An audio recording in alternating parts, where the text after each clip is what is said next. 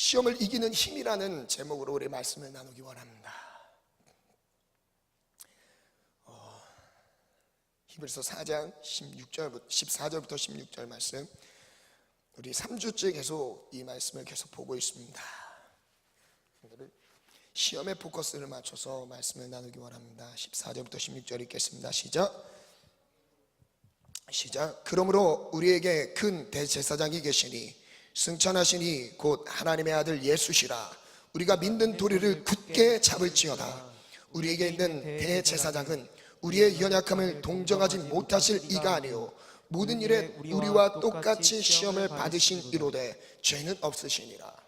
핵심은요, 우리와 똑같이 시험을 받으신 이로되 예수님에게는 죄가 없으셨습니다. 그러므로 우리는 긍휼하심을 받고 때를 따라 돕는 은혜를 얻기 위하여 은혜의 보좌 앞에 담대히 나아갈 것이니라. 아멘. 시험에는 두 종류의 시험이 있습니다. 한번 띄워주시겠어요? 두 종류의 시험이 있는데요, 첫 번째는요, 검증을 위한 시험이 있어요. 그죠? 우리의 믿음이 참 믿음인지, 그리고 그 믿음에 하나님께 인정받기 위한 테스트입니다. 그죠? 검증을 위한 시험이 있고요. 두 번째 시험은 뭐죠? 유혹입니다. 실족시키기 위한 목적으로 다가오는 시험이죠. 두 종류의 시험이 있어요. 근데 원어를 살펴보니까 지금 히브리서에 썼던 그 시험이라는 단어도 그렇고 야고보서 1장에 나오는 시험에 대한 단어도 그렇고요, 두 가지 의미를 같이 포함하고 있습니다. 두 가지 의미를 같이 포함하고 있어요. 그래서 우리가 시험을 만날 때, 내가 시험을 당할 때 이 두 가지를 생각하세요. 하나님이 나에게 정말 믿음을 검증하기 위한 테스트인지, 그죠? 그리고 반대로 사단이 우리를 미혹시켜서 믿음에서 떨어지게 만들려고 하는, 실족시키려고 하는 목적으로 접근하는 시험인지 여러분 분별하셔야 됩니다. 그 다음 한번 보시겠어요? 말씀 한번 보겠습니다. 야고보서 1장 2절에서 4절 말씀 보겠습니다. 시작. 내 형제들아, 너희가 여러 가지 시험을 당하거든 온전히 기쁘게 여기라. 이는 너희 믿음의 시련이 인내를 만들어내는 줄 너희가 알미라. 인내를 온전히 이루라. 이는 너희로 온전하고 구비하여 조금도 부족함이 없게 하려 함이라. 어떤 형태의 시험이든지요, 두 가지 의미를 다 포함하고 있어요. 이 단어에는요, 여러 가지 시험을 당하거든 어떤 우리의 감정의 표현이 보통 평상시 시험을 만나면 어떻게 되죠? 낙심됩니다. 좌절이 와요. 그러나 주님이 말씀하시는 이 시험 가운데서 시험을 만났을 때 우리 보고 뭐라고 권면하시죠? 온전히 기쁘게 여기라. 이유가 뭐죠? 그 뒤에 나오죠. 이 온전히 기쁘게 여기래요. 이 시련이, 믿음의 시련이 인내를 만들어 간대요. 나의 인내를 만들어 가는데, 인내로 끝이 아니라, 인내가 목적이 아니에요. 참고 견디는 게 목적이 아닙니다. 인내를 만들어 갔을 때, 인내를 온전히 이뤘을 때, 그 다음에 두 가지의 은혜가 주어집니다. 뭐죠? 첫 번째는 온전하게 되고요, 두 번째는 구비하게 됩니다. 구비하다는 표현은 완벽하게 갖추다라는 의미예요. 완벽하게 갖춰졌다. 내가 하나님 앞에서 완벽하게 갖춰질 수 있도록 하나님은 뭐를 사용하신대요? 시험을 사용하시는 거죠. 그래서 시험을 통해서 내가 하나님 앞에 온전하고 준비되도록, 구비되도록 만들어주신 거예요. 그래서 결국 이 뒤에 조금도 부족함이 없도록 우리를 세우시려고 하는 의도인 거죠. 그래서 시험을 만났을 때 기쁘게 여기래요. 첫 번째 한번 보겠습니다. 검증을 위한 시험을 한번 먼저 살펴볼 건데요, 시간이 허락되는 대로 이유를 쭉 나누겠습니다. 시간이, 말씀이 주님이 감동 주시는 대로 가겠습니다. 1번, 우리 검증을 위한 시험인데요, 이 검증을 위한 시험 테스트는요, 누가 줄까요? 하나님이 주세요. 하나님이 주십니다. 내 믿음이 진짜인지 가짜인지를 주님이 검증하길 원하세요. 그죠? 그래서 창세기 22장 1절부터 한번 보겠습니다. 한번 읽겠습니다. 시작. 그 일 후에 하나님이 아브라함을 시험하시려고 그를 부르시되. 누가 아브라함을 불렀죠? 목적이 뭐예요? 아브라함을 시험하시려고 부르십니다. 하나님이 아브라함을 시험하시려고 그를 부르시되 아브라함 하시니 그가 이르되 내가 여기 있나이다. 그 시험의 내용은 우리 여러분 다 익히 아는 내용이죠. 2절 읽겠습니다. 시작. 여호와께서 이르시되 내 아들 내 사랑하는 독자 이삭을 데리고 모리아 땅으로 가서 내가 내게 일러준 한 산 거기서 그를 번제로 드리라. 하나님께서 이삭을요 요구하셨어요. 아브라함이 정말 하나님의 뜻을 순종하는지, 어떤 것보다 하나님을 더 소중히 하고 하나님을 가장 먼저 제 삶의 최우선순위에 두고 있는지 그 믿음을요 검증하기 위해서요 아브라함이 가장 아끼는 독자 이삭을 바치라고 하십니다. 번제로 드리래요. 불태워 드리래요. 이삭을 얼마 만에 얻었나요? 아브라함이 창세기 12장 1절부터 보면 하나님의 부르심을 받았던 나이가 75세였습니다. 적은 나이가 아니죠. 75세에 하나님께 부름을 받았어요. 원래 자녀가 없었어요. 근데 하나님이 약속하셨죠. 본토 친척 아비 집을 떠나라. 내가 너로 큰 민족을 이룰게. 내가 너를 축복해줄게. 번성케 할게. 장대케 할게. 모든 민족이 너로 인해서 복을 받을 것이야. 그러면서 복을 약속해 주셨습니다. 그죠? 그래서 아브라함은 그 말씀에 순종해서 나갔어요. 근데요 무슨 일이 벌어졌는지요, 1년, 2년, 3년, 4년, 5년, 10년이 지나도요 자식의 소식이 없는 겁니다. 하나님의 약속과 전혀 약속은 이루어지기는커녕요 오히려 그냥 더 삶이 더 피폐해지는 거죠. 약속만 생각하면 기대가 되는 게 아니라 지금 이루어지지 않은 것 때문에 오히려 낙심이 되고 있습니다. 그때 25년 뒤에 아브라함이 100세가 되었을 때 아들 이삭을 얻습니다. 몇 년 만에 얻었다고요? 25년 만에 얻은 아들이에요. 아들을 얻었을 때 이 기쁨이 얼마나 컸을까요? 이 아들을 사랑하는 마음이 얼마나 컸을까요? 그래서 성경은 하나님께서 아브라함에게 이삭을 바치라 할 때요 그냥 아브라함아 너 아들 이삭을 나에게 바칠래? 이렇게 말씀하신 게 아니고 너의 사랑하는 네가 정말 마음을 두고 있는, 사랑하고 있는 독자 이삭을 나에게 바치래요. 이거였습니다. 우리가 하나님을 사랑하는지 세상을 사랑하는지 그 어떤 것을 의존하고 있는지는요 우리 마음의 중심 가운데 주님이 하신다니까요.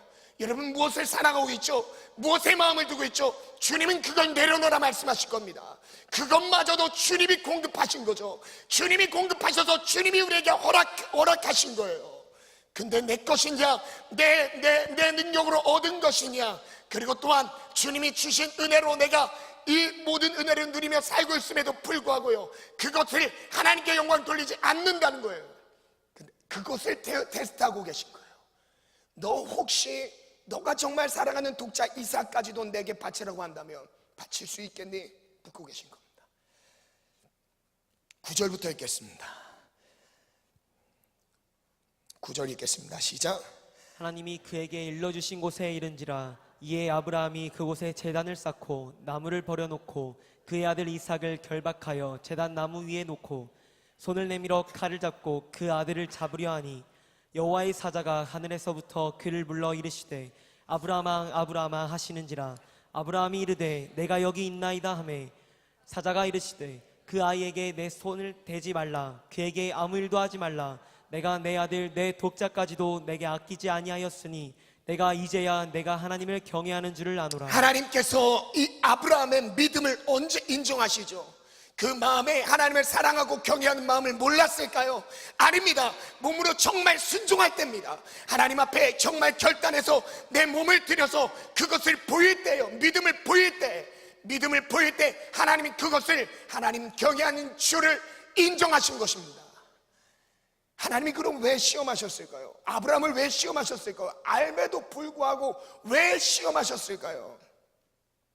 묵상 중에 이런 마음을 주셨습니다. 아브라함이 아들 이삭을 사랑하는 것을 아셨습니다. 분명히 아셨어요.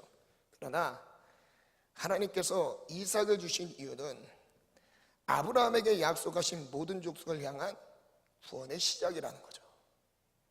그냥 단순히 이 아브라함과 이삭 그 관계 가운데서 하나님이 사랑해서 축복하시는 그 정도의 수준이 아니라 하나님은 아브라함이 보지 못하는 이삭 그 뒤에 펼쳐지는 온 백성이, 모든 민족이 결국 예수 그리스도를 통해서 예수 그리스도의 복음을 듣고 하나님 품으로 돌아올 하나님의 자녀들, 그것까지도 하나님 지금 기대하고 계셨던 거예요. 그래서 아브라함이 이삭을 바치는 것, 그 아브라함의 믿음이긴 하지만 총체적으로 좀 더 멀리 내다봤을 때 아브라함의 믿음은요, 하나님의 구원 계획과 하나님의 구원의 계획 안에서 온 민족을 향한 구원에 하나님께 속해 있다는 것을 선포하는 것이죠. 그래서 12절에 보면 내 독자까지도, 내 아들 내 독자까지도 내게 아끼지 아니하였으니 내가 이제야 내가 하나님 경외하는 줄을 알아노라. 자신의 가장 소중한 것도 아끼지 않았습니다. 모든 것이 하나님으로부터 왔음을 인정했습니다. 여러분, 모든 것이 하나님으로부터 왔음을 인정하는 사람은요, 자기의 것을 아끼지 않아요. 내 가장 소중한 것을 드리기를 아끼지 않습니다. 여러분, 하나님께 드리기 아까워하는 그 마음 자체는요, 하나님이 주셨다는 것을 인정하지 않는 거예요. 이게 곧 불신이죠. 하나님께 드리질 못해요. 그리고 이제 이후에 하나님 바치라, 여기서 끝나나요? 아닙니다. 아낌없이 드리는 자에게요, 하나님 아낌없이 부어주세요. 좀 이따 살펴보겠지만요, 이 아브라함이 이삭을 바쳤던 이 장소가 모리아 땅입니다. 모리아산이에요. 이 모리아산은 역대상 3장 1절에는 이 모리아산에서 무슨 일이 벌어지죠? 솔로몬 성전이 건축되는 은혜가 있습니다. 구별된 장소입니다. 솔로몬 성전이 건축되기 전에 아라우나 타작마당이 바로 여기였어요. 다윗이 하나님을 만나 뵈는, 하나님께 응답받는 자리, 그죠? 그래서 결국 그 자리에 솔로몬의 성전이 건축되고요, 그 뒤에 무슨 사건이 벌어진지 아십니까? 이 자리에서, 이 자리가 갈보리 언덕입니다. 예수님이 십자가에 못 박혀 죽으신 자리예요. 아브라함이 아낌없이 자기 독생자, 자기 사랑하는 아들을 아낌없이 하나님께 드리니까요, 자기 품 안에 있는 독생자 예수 그리스도를 아낌없이 주시는 은혜가 따르는 것이었어요. 여러분, 그 은혜가 우리의 삶을 드릴 때 나타나는 겁니다. 13절부터 쭉 이어서 가겠습니다. 읽겠습니다. 시작. 아브라함이 눈을 들어 살펴본즉 한 순양이 뒤에 있는데 뿔이 수풀에 걸려 있는지라. 아브라함이 가서 그 순양을 가져다가 아들을 대신하여 번제로 드렸더라. 아브라함이 그 땅 이름을 여호와 이레라 하였으므로 오늘날까지 사람들이 이르기를 여호와의 산에서 준비되리라 하더라. 아멘. 여호와 이레라는 말, 그죠? 이삭은 원래 하나님의 것이었죠. 그런데 이삭을 살리시며 13절에 보면 이삭 대신 아브라함이 가서 그 순양을 가져다가 이삭 아들 대신에 번제로 드립니다.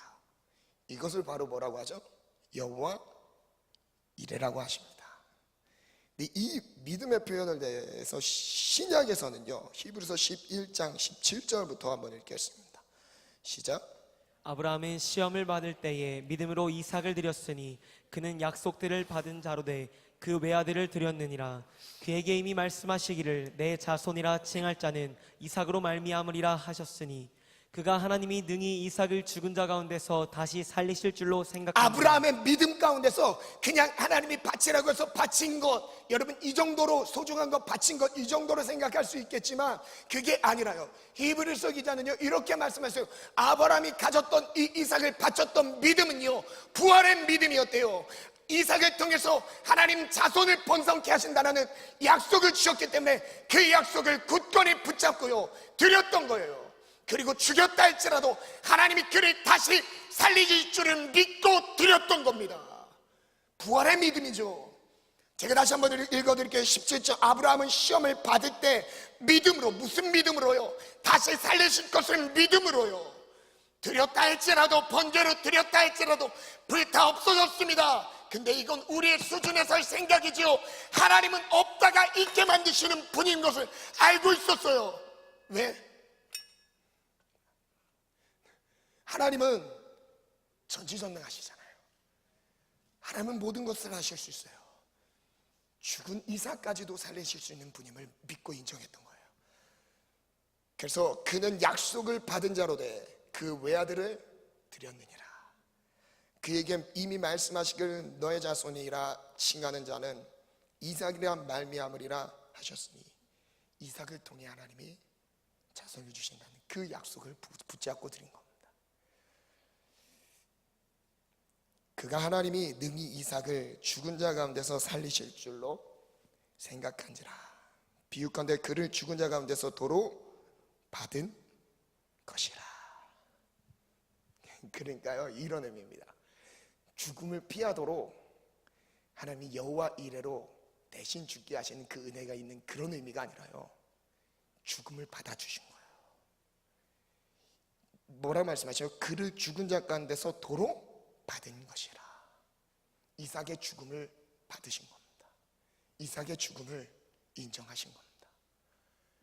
죽기까지 주님을 사랑하신 것을 인정하신 겁니다. 그래서 여호와 이레라는 말을 한번 정리해 봤습니다. 한번 읽어볼까요? 여호와 이레, 시작. 여호와 이레, 여호와께서 준비하셨다. 이 의미예요. 원어적으로는요, 여호와께서 준비하셨다. 근데 뭘 준비하셨죠? 한번 읽어보겠습니다. 시작. 우리의 필요를 예비하신 정도를 말하지 않는다. 나의 죽음을 대신할 예수의 죽음을 준비하셨다. 여러분, 이겁니다. 여호와 이레라는 말은요, 우리의 죽음을 대신할 또 다른 죽음을 준비하셨다는 의미예요. 여러분, 이 아브라함에 있었던 창세기 22장의 한 사건만 바라보면 숯불에 걸린 그 양이 대신 죽었지, 여러분, 이런 교훈이 아니라요, 성경은 전체입니다. 그 자리에서 이제 또 다른 죽음을 예표하고 계신 거예요. 순양의 죽음만이 아니라요, 그 죽음을 통해서 말하고자 하시는 죽음이 있던 거죠. 무슨 죽음이죠? 예수 그리스도의 십자가의 죽음이에요. 자신의 가장 사랑하는 독생자 예수 그리스도를 품속에서 꺼내셔서 우리를 대신해서 죽이실 그 죽음이 준비되어 있는 것이죠. 그래서 창세기 22장 15절부터 다시 가겠습니다. 시작. 여호와의 사자가 하늘에서부터 두 번째 아브라함을 불러 이르시되, 여호와께서 이르시기를 내가 나를 가리켜 맹세하노니 내가 이같이 행하여 내 아들 내 독자도 아끼지 아니하였은즉 내가 내게 큰 복을 주고 내 씨가 크게 번성하여 하늘의 별과 같고 바닷가의 모래와 같게 하리니 내 씨가 그 대적의 성문을 차지하리라. 또 내 씨로 말미암아 천하 만민이 복을 받으리니. 잠시만요. 16절에 내가 이같이 해가여 내 아들 내 독자도 아끼지 아니하였은즉, 아끼지 아니하였다는 말이 한 번 더 반복되죠. 아브라함이 너의 독자, 정말 사랑하는 아들 이삭까지도, 하나밖에 없는 아들 독자 이삭까지도 아끼지 아니하였은즉입니다. 그 다음에 이어지는 아브라함이 하나님께 아끼지 않고 자신의 독자를 드린 그 이후에 주신 축복이요, 뭘로 나타나죠? 내가 너에게 큰 복을 주고 너의 씨가 크게 번성하여, 두 번째입니다, 하늘의 별과 같고 바다의 모래와 같게 하리니 내 씨가 그 대적의 성문을 차지하리라. 세 번째, 대적을 이기는, 대적의 문을 차지하는, 대적의 성문을 차지하는 은혜와 복까지 주시죠. 그 다음 마지막은요, 내 씨로 말미암아 천하 만민이 복을 받으리라.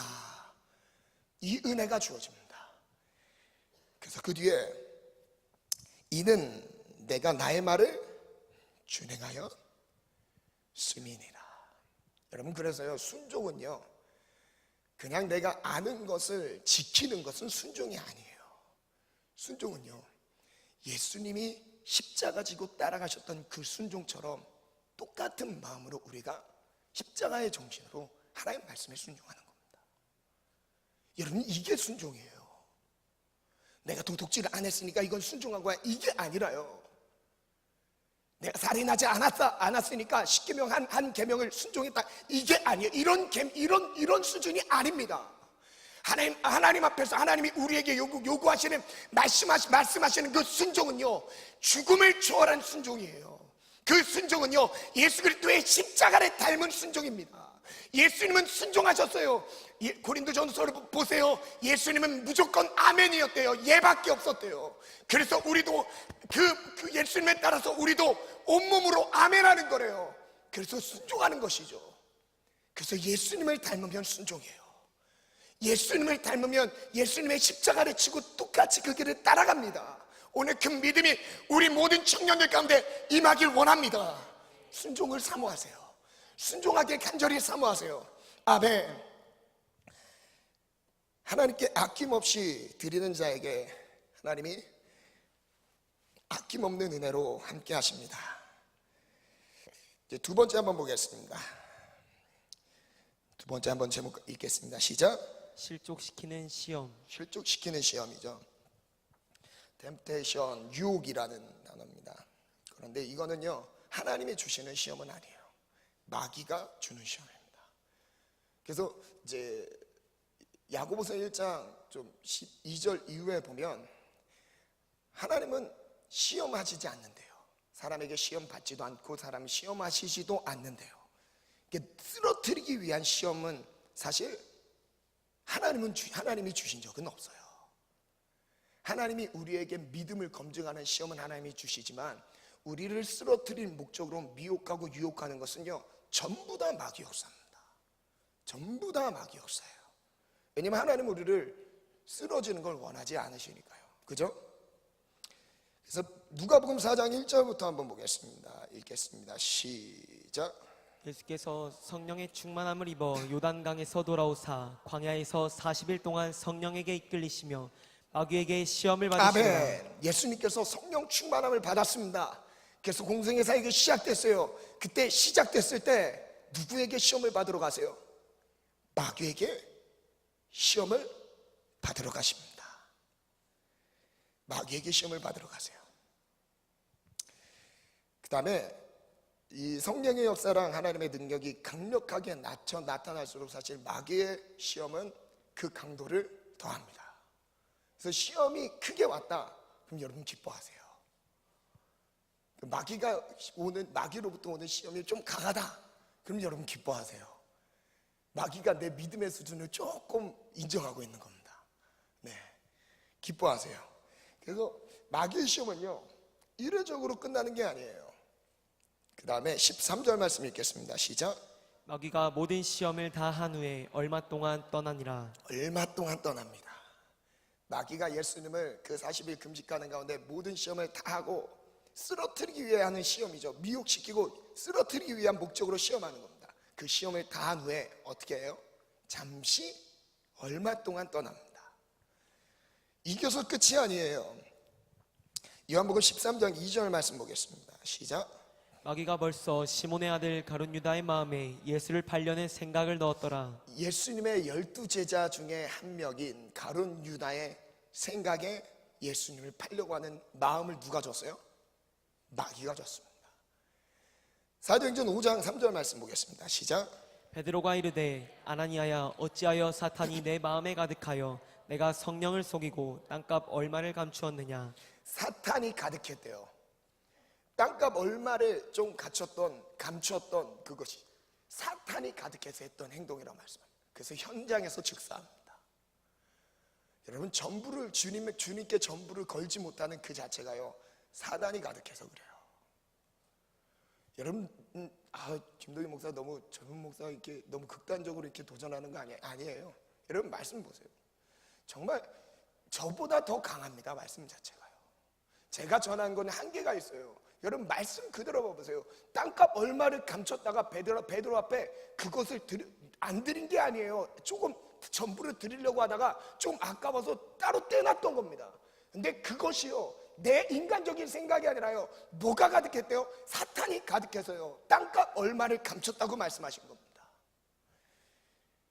마태복음 16장 21절부터 보겠습니다. 시작.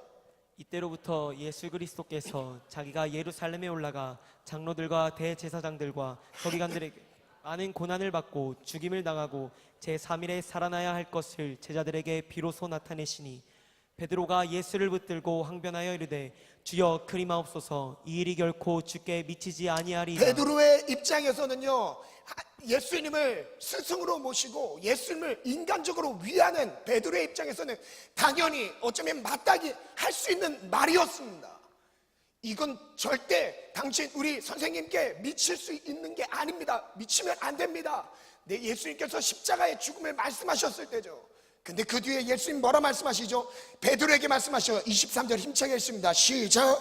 예수께서 돌이키시며 베드로에게 이르시되 사탄아 내 뒤로 물러가라. 너는 나를 넘어지게 하는 자로다. 내가 하나님의 일을 생각하지 아니하고 도리어 사람의 일을 생각하는도다 여러분, 하시고. 믿음의 고백을 했던 베드로였습니다. 예수님이 그리스도요 살아계신 하나님의 아들입니다. 이 고백을 했던 베드로에게 잠깐의 틈을 줬을 때 인간적인 마음이 비집고 들어와요. 하나님의 뜻을 생각하지 않고 도리어 사람의 일을 생각하는도다. 누가 가득해서요? 사탄이 가득해서요. 그래서 예수님이 베드로에게 말씀하셔. 사탄아 물러가라. 사탄아 물러가라. 너는 나를 넘어지게 하는 자로다. 사도 바울에게도 이런 상황이 따르죠. 23장 12절부터 보겠습니다. 시작. 날이 새매 유대인들이 당을 지어 맹세하되 바울을 죽이기 전에는 먹지도 아니하고 마시지도 아니하겠다 하고 이같이 동맹한 자가 40여 명이더라. 거의 사도행전 23장쯤에 가면 이제 신문 받고 하는 장면들이 나오죠. 그 전까지 계속 따라다닙니다. 유대인들이, 바리새인들이 예수님을 계속 죽이려고 따라다녀요. 그러다가 결정적으로 이제 40여 명이요 동맹을 맺습니다. 바울을 죽이기까지 우린 먹지도 마시지도 않는다. 바울을 죽이는 게 목적인 거죠. 이제 그만큼 복음 증거하고 주님의 길을 따라가는 데 있어서 끊이지 않는 핍박과 고난과 환란이 지금 사도 바울을 괴롭히고 있어요. 근데 사도 바울이 그 고난 때문에 복음의 걸음을 늦추나요? 멈추나요? 그렇지 않습니다. 그냥 전진이에요. 죽음이 앞에 가로막아도요 죽음을 뚫고 전진하는 겁니다. 그 자리에서 모든 피를 쏟아서 죽는다 할지라도요 죽음을 두려워하지 않고 전진하는 거예요. 마지막입니다. 세 번째 함께 읽겠습니다. 시작. 시험을 이기는 힘. 이 시험을 이기는 힘, 오늘의 이제 결론인데요. 하나님이 우리의 믿음을 인정하실 수 있도록 하나님의 테스트 가운데서 오는 그 시험이든 그런 시험도 포함입니다. 그런 시험이든, 그리고 또한 사탄이 우리를 실족시키려고 접근해오는 시험이든 어떤 시험이든 여러분 그 시험을 이길 수 있는 힘이 있습니다. 그건 바로요 그 힘은 하나님께 있어요. 그래서 그 시험을 이길 수 있는 이 힘이 하나님께 있으니까요 우리가 하나님의 은혜를 구하는 거예요. 하나님 도와주세요. 하나님 이 시험을 이길 수 있는 힘을 주세요. 그게 바로 기도입니다. 누가복음 22장 39절 말씀부터 한번 읽겠습니다. 시작. 예수께서 나가사 습관을 따라 감람산에 가심에 제자들도 따라갔더니 그곳에 이르러 그들에게 이르시되 유혹에 빠지지 않게 기도하라 지금 하시고. 예수님께서 십자가 사역을 앞두고 겟세마네 기도하는 장면입니다. 뭐라고 기도하시죠? 그리고 뭐라고 기도해야 될 것을 말씀하셨죠? 예수님도 이런 기도를 하셨을 거예요.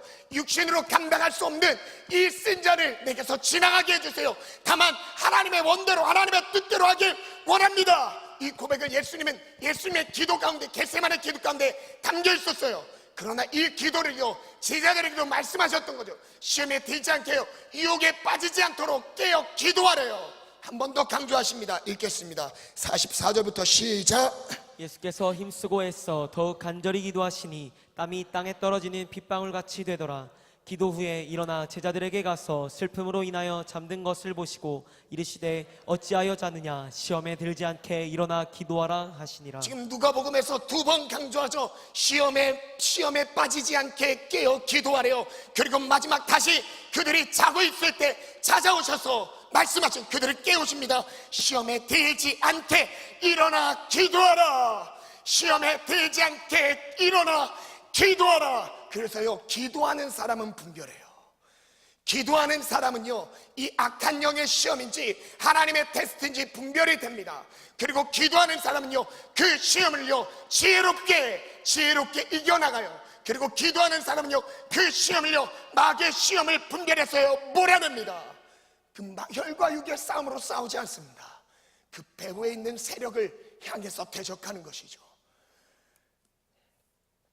그래서 고린도전서 10장 말씀 보겠습니다.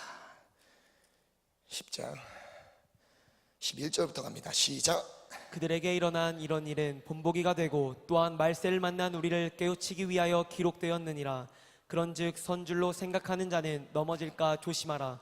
사람이 감당할 시험 밖에는 너희가 감당한 것이 없나니 오직 하나님은 미쁘사 너희가 감당치 못할 시험 당함을 허락하지 아니하시고 시험 당할 즈음에 또한 피할 길을 내사 너희로 능히 감당하게 하시느니라.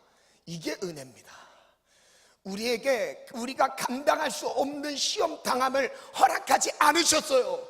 내가 감당할 수 없는 시험, 그 시험의 분량의 크기는요, 내가 감당할 수 없는 게 아니래요. 우리가 다 감당할 수 있는 거래요. 이길 수 있는 거랍니다. 그리고 감당할 수 없는 시험이라 할지라도 피할 길을 내셨대요. 피할 길을 내셔서 피할 길로 주님께서 인도해 주신대요. 근데 이 말씀이, 하나님께서 이 말씀을 하신 배경이 있습니다. 뭐냐면요, 이스라엘 백성들이 광야에서요, 하나님과의 관계 가운데서 엄청나게 쓰러집니다. 광야에서 하나님이 주시는 하나님이 하늘로부터 공급하는 만나의 주라기를 먹어요. 불과 구름 기둥으로 그들의 모든 시간 가운데 그들을 인도하시고 보호하시고 지키시는 은혜를 경험했습니다.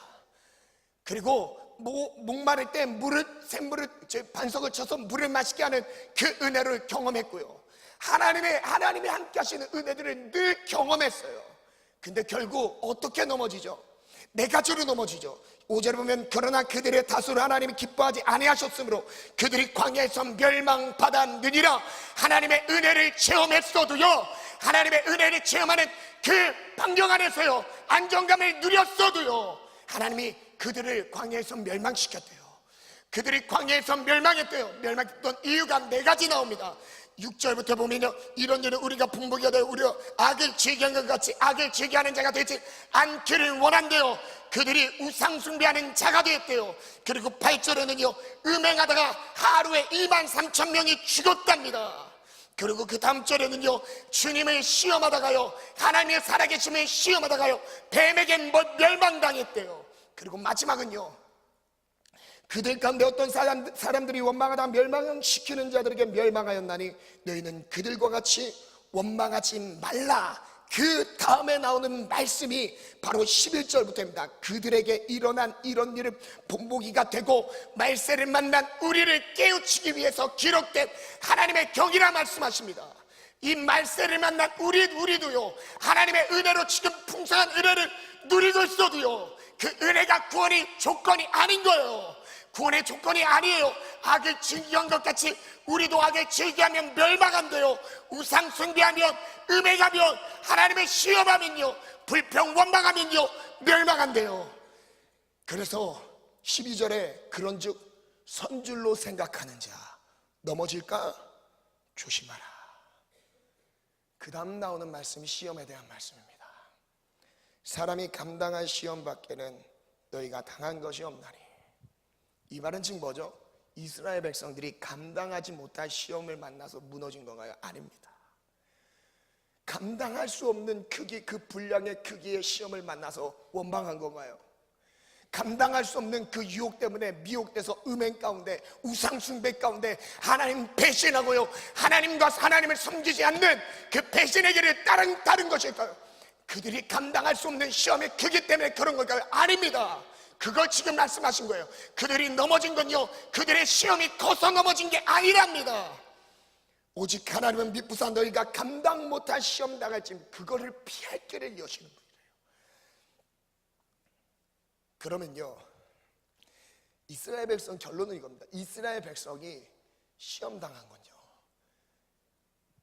그들이 감당할 수 있었음에도 불구하고 하나님을 의지하지 않았습니다. 어쩌면 우리의 모습 아닐까요?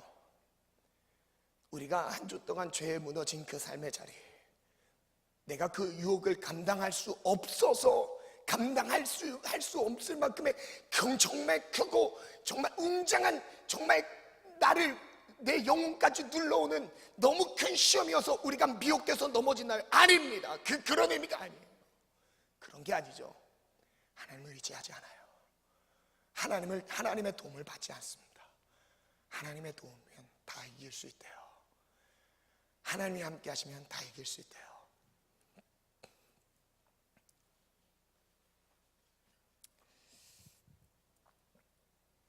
디모데후서 2장 9절 말씀 읽겠습니다. 시작. 복음으로 말미암아 내가 죄인과 같이 매이는 데까지 고난을 받았으나 하나님의 말씀은 매이지 아니하니라. 사도 바울이 마지막 사역을 마무리하면서 유언으로 쓴 내용입니다. 복음 때문에 고난을 받는데 죄인처럼 매이는 데까지 고난을 받습니다. 그러나 하나님의 말씀은 그 따위 수준에 매이지 않는데요. 하나님 말씀 매이지 않는데요. 그리고 베드로전서 2장 20절 읽겠습니다. 시작. 죄가 있어 매를 맞고 참으면 무슨 칭찬이 있으리요. 그러나 선을 행함으로 고난을 받고 참으면 이는 하나님 앞에 아름다우니라. 선을 행하고 고난을 참으면 하나님이 아름답게 보시는데요. 21절 있습니다. 시작. 이를 위하여 너희가 부르심을 받았으니 이것 때문에 우리를 부르셨대요. 예수님처럼 선을 행하고 고난받는 것 때문에 부르셨대요. 어쩌면 우리 이해할 수 없는 공격들이나 어려움이 왔을 때 혹시 우리 마음에 이런 소리가 나오지 않습니까? 내가 뭐 잘못했습니까? 나 억울합니다. 근데 우리 마음 자체 바꾸셔야 됩니다. 그것 때문에 우리를 부르셨대요. 선을 행하고 고난받는 것이 하나님의 뜻이랍니다. 선을 행하고 있는데 고난받는 것이 부당한 게 아니라요, 하나님의 뜻이래요. 뜻. 그리고 마태복음 5장에는 산상수훈 가운데 뭐라고 말씀하시죠? 팔복 가운데 의를 위하여 박해받는 자는 뭐래요? 천국이 저희 거래요. 예수님의 말씀에 순종하는 것 때문에 고난과 핍박이 따르는 시험이 있는 건요, 그것을 기뻐하랍니다. 그게 복이래요. 복. 이를 위하여 너희가 부르심을 받았으니 그리스도도 너희를 위하여 고난을 받으사 너희에게 본을 끼쳐 그 자취를 따라오게 하려 하셨느니라. 예수님이 가신 그 발자취를 따라 우리도 가게 하고자 우리를 부르셨대요. 그 다음 22절부터 읽겠습니다. 4절까지 시작. 그는 죄를 범하지 아니하시고 그 입에 거짓도 없으시며 욕을 당하시되 맞대어 욕하지 아니하시고 고난을 당하시되 위협하지 아니하시고 오직 공의로 심판하시는 이에게 부탁하시며 모든 것을 그냥 하나님께 부탁합니다. 하나님께 올려드립니다. 그리고 24절 읽습니다. 시작. 신이 나무에 달려 그 몸으로 우리 죄를 담당하셨으니 이는 우리로 죄에 대하여 죽고 의에 대하여 살게 하려 하심이라. 그가 채찍에 맞음으로 너희는 나음을 얻었나니. 아멘. 말씀을 정리하겠습니다. 반주 준비해 주시고요. 말씀 정리 한번 띄워주시겠어요? 네, 1 한번 같이 읽겠습니다. 1. 하나님께서 허락하시는 검증을 위한 시험이 있다. 하나님이 허락하는 내 믿음을 테스트하는 시험이 있죠. 2. 마귀가 실족시키려는 시험이 있다. 두 번째는 마귀가 우리를 넘어뜨리려는 시험이 있습니다. 세 번째, 모든 것이 하나님께로부터 왔음을 인정하며 하나님께 드리기를 아끼지 않는 자를 인정하신다. 그 시험을 통과하는 첫 번째 비결입니다. 하나님으로부터 왔습니다. 내 모든 것은 하나님의 것입니다. 그것이 부활의 믿음과 연결되어 있죠. 네 번째, 믿음의 길에 들어섰다면 마귀의 시험은 끊이지 않는다. 집요하게 우리를 괴롭힙니다. 그때 이길 수 있는 힘은요. 다섯 번째, 기도로 깨어 있어야 마귀의 시험을 이긴다. 마지막 여섯 번째, 예수의 십자가의 은혜로 이미 모든 시험을 이겼다. 결론입니다. 예수께서 십자가로 이미 모든 시험을 이기셨습니다.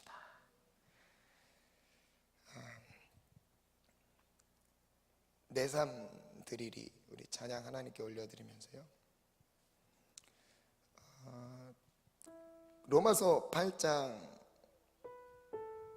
31절부터 제가 쭉 읽어드릴게요. 그런즉 이 일에 대하여 우리가 무슨 말하리요? 만일 하나님이 우리를 위하시면 누가 우리를 대적하리요? 자기 아들을 아끼지 아니하시고 우리 모든 사람을 위하여 내주시니가 어찌 그 아들과 함께 모든 것을 우리에게 주시지 아니하겠느냐. 하나님은 우리에게 이미 모든 것을 주셨대요. 아들을 주셨다는 말, 아낌없이 자기의 독생하는 독생자 예수 그리스도를 주셨다는 말이며, 감성적인 차원에서 우리를 아끼셨다는 그런 의미가 그런 의미를 뛰어넘습니다. 그 의미를 모두 포함하죠. 그 의미를 뛰어넘어요. 어느 정도까지냐? 아들을 주셨다는 의미는요, 우리에게 모든 것을 주셨다는 의미래요. 우리에게 하나님의 수준에서 주실 수 있는 모든 것을 우리에게 이미 주셨대요. 그래서 시험 당할 때 우리가 시험을 이길 힘이 없는 게 아니죠.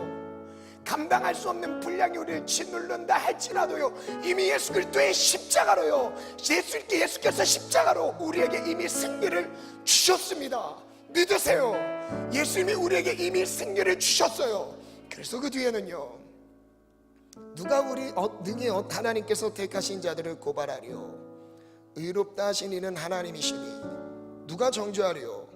죽으실 뿐 아니라 다시 살아나신 이는 그리스도 예수시니 그는 하나님 우편에 계신 자요, 우리를 위하여 간구하시는 자니라. 36절부터 읽겠습니다. 시작. 기록된 바 우리가 종일 주를 위하여 죽임을 당하게 되며 도살당할 양같이 여김을 받았나이다 함과 같으니라. 그러나 이 모든 일에 우리를 사랑하신 이로 말미암아 우리가 넉넉히 이기느니라. 내가 확신하노니 사망이나 생명이나 천사들이나 권세자들이나 현재일이나 장래일이나 능력이나 높음이나 깊음이나 다른 어떤 피조물이라도 우리를 우리 주 그리스도 예수 안에 있는 하나님의 사랑에서 끊을 수 없으리라. 이미 십자가로 우리에게 승리를 주셨습니다. 그것을 확신하면서 혹시 시험 당하고 있는 우리 청년들을 위로합니다. 권면합니다. 어떤 시험이든 하나님이 우리의 믿음을 인정하는 그 테스트, 아니면 마귀에 미혹시키는 유혹으로 접근해오는 시험이든, 여러분 어떤 시험을 만났든지 여러분 승리하시기 바랍니다.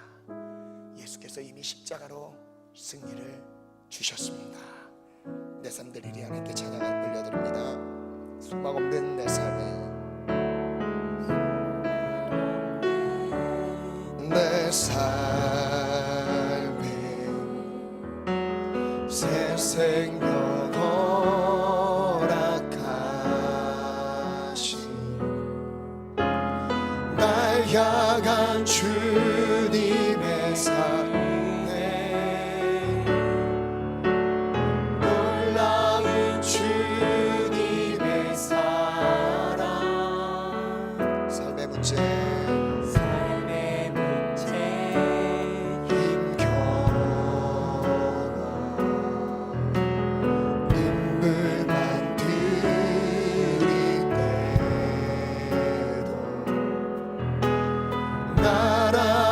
주시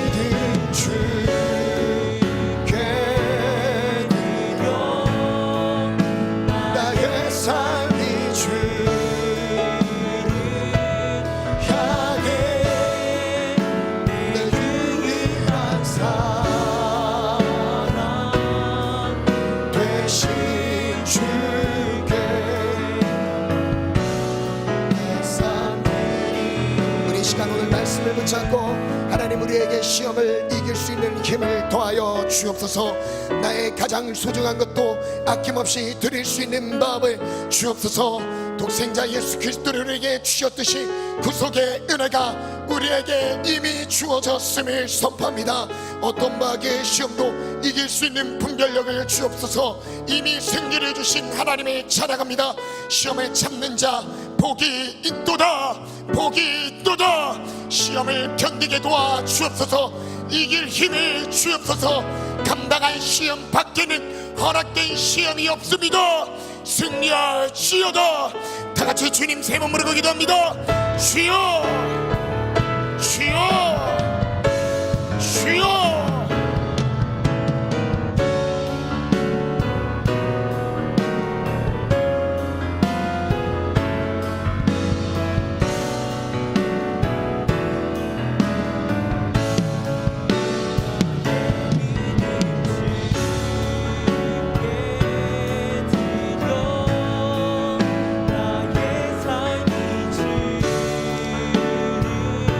하나님이 우리의 믿음을 검증하시는 테스트의 시험이든 마귀의 미혹으로 찾아오는 우리를 실족시키려고 접근하는 시험이든 여러분 분별하시기 바랍니다. 기도할 때 분별할 수 있습니다. 지금 나의 믿음을 올려드려야 할 때입니다. 나의 가장 소중한 거 아낌없이 드릴 믿음을 주옵소서.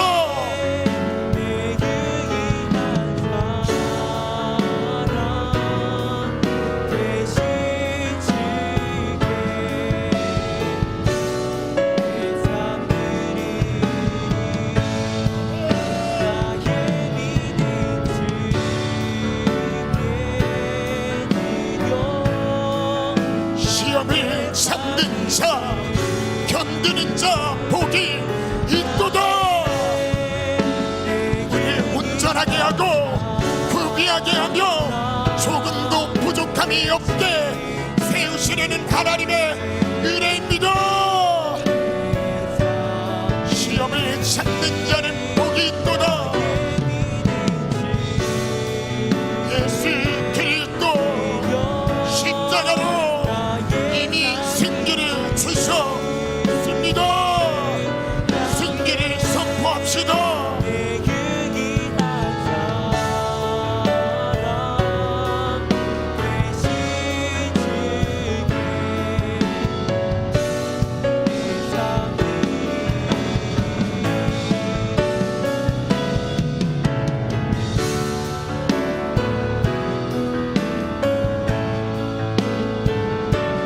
감당할 시험 받기를 우리에게 허락된 것이 없습니다. 시험을 견디지 못한 이유 하나님을 의지하지 않았기 때문입니다. 하나님의 은혜 안에 있으면서도 하나님의 공급을 받으면서도 시험을 이기지 못하는 이유 이길 힘이 없어서가 아닙니다. 주님을 의지하지 않기 때문에 선줄로 생각하는 자 넘어질까 조심하라.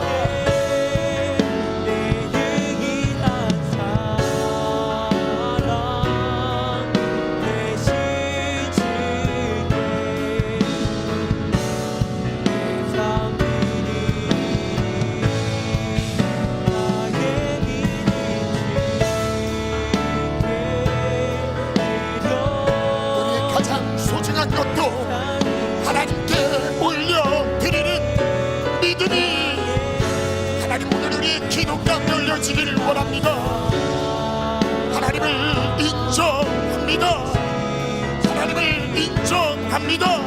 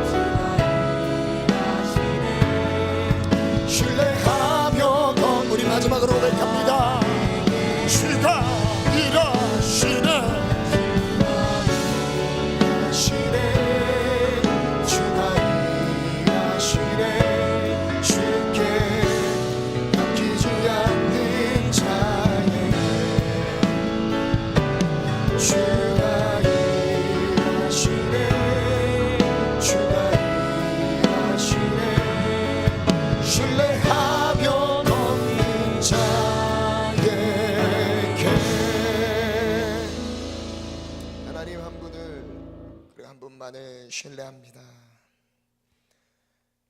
아브라함처럼 가장 소중한 독자 이삭까지도 하나님께 기꺼이 기쁨으로 드릴 수 있는 부활의 믿음을 주시고 그 은혜를 얻은 자, 아들 독생자 예수 그리스도를 얻는 은혜를 주십니다.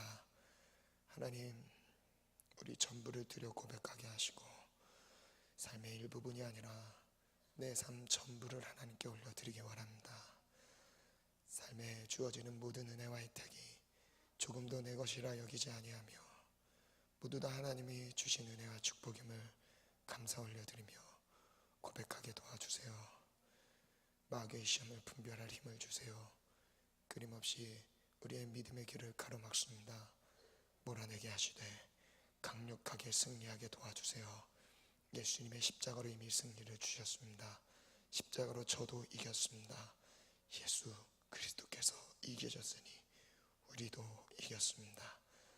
시험이 커서 지는 게 아닙니다. 믿음이 없어서 의지하지 않아서 지는 것입니다.